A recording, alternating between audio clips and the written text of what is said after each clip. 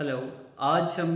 Australia के study visa के trend की बात करेंगे कि जनवरी 2024 से ऑनवर्ड क्या सिचुएशन है और उसमें जो फर्स्ट उनके 4 मंथ्स थे उसमें क्या वीज़ा रिफ्यूज़ल की रेशो थी, ग्रांट रेशो क्या थी, और उसके बाद जो अभी आजकल जिस तरह से मार्केट में चल रहा है कि जी वीज़ा ग्रांट जो है वो काफ़ी तेज़ी से आ रहे हैं, बहुत सारे वीज़ा एक्सेप्ट हो रहे हैं, तो उनकी क्या रियलिटी है, किस तरह से वो लेके चल रहे हैं, और आपको एज अ स्टूडेंट अगर आपने वीज़ा अप्लाई करना है या आप अपना अभी प्रोसेस स्टार्ट करना चाह रहे हैं तो आपको क्या करना चाहिए। तो हम सबसे पहले इसका जो प्रीवियस ट्रेंड है उसको डिस्कस करते हैं कि उसमें कहाँ पे कौन सी चीज़ थी। उसमें जनवरी 2024 से अप्रैल 2024 तक का एक डाटा है जिसमें ये बताया गया है कि कितने वीज़ाज जो हैं वो ग्रांट हुए हैं ऑफशोर स्टूडेंट्स को। इसमें सिर्फ पाकिस्तान का डाटा नहीं है, इसमें इंडिया का डाटा है, साउथ एशिया सारे का डाटा है, जिसमें उसके डिस्कस किया गया है कि कितने वीज़ा। उसमें अगर हम टोटल बात करें तो 74,421 वीज़ाज जो हैं वो ग्रांट हुए हैं, और ये कंपेयर अगर इसको करें लास्ट ईयर इन्हीं मंथ्स में तो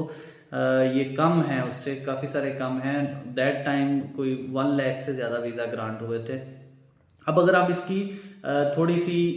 सेक्टर वाइज निकालें इसकी चीज़ें, जैसे हायर एजुकेशन सेक्टर है, वोकेशनल एजुकेशन ट्रेनिंग सेक्टर है और एलिकॉस है। अब इनको अगर हम बात करें तो इसमें जो हायर एजुकेशन सेक्टर है उसका तो वीज़ा वक्तन फ़वक्तन लगता रहा है। जनवरी फेब में भी जब बहुत सारे वीज़ा रिफ्यूज़ हो रहे थे, लेकिन जो वेट सेक्टर है उसका वीज़ा रिफ्यूज़ल बहुत हाई रहा है, और इसी तरह से एलिकॉस का भी वीज़ा रिफ्यूज़ल बहुत हाई रहा है। अगर हम उसकी बात करें तो ऑलमोस्ट जो वीज़ा रिफ्यूज़ल रेट है उनका हायर एजुकेशन सेक्टर का वो 30% है, वेट का 69% है और एलिकॉस का 56% है। तो अगर हम इसकी जनरल बात करें तो ये है। और अब इन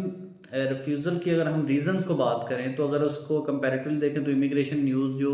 वक्तन फ़वक्तन जिस तरह से क्रैकडाउन रहा, फिर आपकी लिविंग कॉस्ट वहाँ पे इंक्रीज़ कर दी गई, फिर उसके बाद कन्वर्जन जो है वो अभी रिसेंटली जो है उसको भी ख़त्म कर दिया गया है टूरिस्ट वीज़ा से या 485 वीज़ा से टू स्टूडेंट वीज़ा 500 जो आपकी सब क्लास है। इसके साथ साथ जो है वो आपका जेन्युइन स्टूडेंट टेस्ट की स्ट्रीम, लैंग्वेज प्रोफिशेंसी की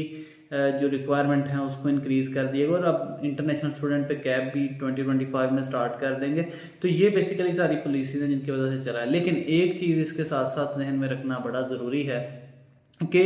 48 बिलियन ऑस्ट्रेलियन डॉलर्स की इकॉनमी थी लास्ट ईयर, यानी इतने पैसे इस गवर्नमेंट ने ऑस्ट्रेलिया ने कमाए हैं इंटरनेशनल स्टूडेंट से इन स्टडी वीज़ाज़ की मद में। तो बहरहाल इसको भी ज़हन में रखना बड़ा ज़रूरी है कि उसके अगेंस्ट क्या चल रहा है। अब अगर हम बात करें आज के दिन की कि अब आज जून के महीना ईद के बाद से जो वीज़ाज़ आ रहे हैं वो कुछ लोगों ने इस तरह से उसको भी पोर्ट्रे किया है कि जी हमारा जो वीज़ा रेशो है वो अब 90% पे चला गया है, इतने वीज़ा। ऐसा नहीं है, इक्का दुक्का वीज़ाज़ आ रहे हैं, कुछ उसमें कुछ छुट्टियों की वजह से और उससे पहले काफ़ी वीज़ाज़ फाइल हुए थे उनके, किसी के 2-3 इस तरह से वीज़ाज़ ग्रांट हो रहे हैं। तो अब अगर हम उसको वैसे देखें तो कोई बड़ी अच्छी रेशो नहीं है अभी, और इसका एनालिसिस भी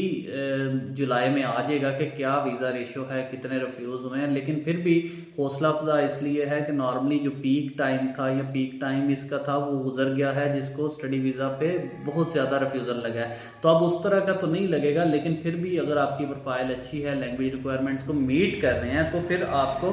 डेफिनेटली इस ऑस्ट्रेलिया की प्रोसेसिंग शुरू करनी चाहिए। और आपको जहन में ये रखना चाहिए कि मुझे किसी यूनिवर्सिटी में एडमिशन लेना है जिसका वीज़ा रेशो अच्छा है, जो लेवल 1 की यूनिवर्सिटी है या 2 की भी है, तो उनको फोकस करें और उसमें अपने कोर्सेज़ की सिलेक्शन को अच्छे से जो है वो देख के कुछ जो रेलिवेंट है, इन डिमांड है, उन कोर्सेज़ को सिलेक्ट करें, तो देन डेफिनेटली आपका वीज़ा भी लग जाएगा। और जेन्युइन स्टूडेंट टेस्ट के हवाले से कोई बड़ी कोई चीज़ नहीं है कि उसकी बेस पे कोई बहुत ज़्यादा कोई रिफ्यूज़ल हो रहे हैं या कोई बड़े इंटरव्यू स्टार्ट हो गए हैं। बहुत सारे वीज़ाज़ के जो स्टूडेंट्स के वीज़ाज़ आए हैं वो विदाउट इंटरव्यू भी आ रहे हैं, उसमें कुछ इंटरव्यू कंपल्सरी नहीं है, बस उसका एक पोर्शन ही ऐड किया गया है। वो जीटी में और जीएसटी में इसको सिर्फ मिक्सअप ही किया है, उसमें कोई नई चीज़ नहीं लेके आए हैं। तो आपको इसको ज़रूर परसू करना चाहिए। और अभी जो इनटेक्स नेक्स्ट आ रही हैं, अब जुलाई इनटेक गुजर गया तो अब अक्टूबर नवंबर की इनटेक्स हैं कुछ, तो उनमें अगर आपको लगता है कि आपकी फ़ाइल मैच कर रही है और यूनिवर्सिटी के लिए आप एलिजिबल हैं, तो फिर जो स्टूडेंट्स इस डर से नहीं थे कर रहे कि यार बहुत अच्छी यूनिवर्सिटीज़ का वीज़ा, जैसे मार्डक लेवल 1 की यूनिवर्सिटी तो उसके वीज़ा रिफ्यूज़ हुए, डीकन के रिफ्यूज़ हुए, तो तो जब इतनी बड़ी यूनिवर्सिटीज़ के वीज़ाज़ रिफ्यूज़ हो रहे थे तो हर बंदा ये कह रहा था कि अब अप्लाई नहीं करना चाहिए, और वाकई ऐसा था कि इतनी अच्छी प्रोफाइल के साथ भी वीज़ाज़ रिफ्यूज़ हुए हैं कि यकीन नहीं आ रहा था। तो अब वो वाला तो जो टाइम है वो समझ लें गुजर गया है, तो अब उस तरह का वीज़ा रिफ्यूज़ल तो नहीं आएगा, लेकिन फिर भी आप अपनी डॉक्यूमेंटेशन को प्रॉपर प्रिपेयर करके तो देन आप इसका वीज़ा अप्लाई करेंगे, तो देन आपका वीज़ा ग्रांट भी होगा। Thank you so much.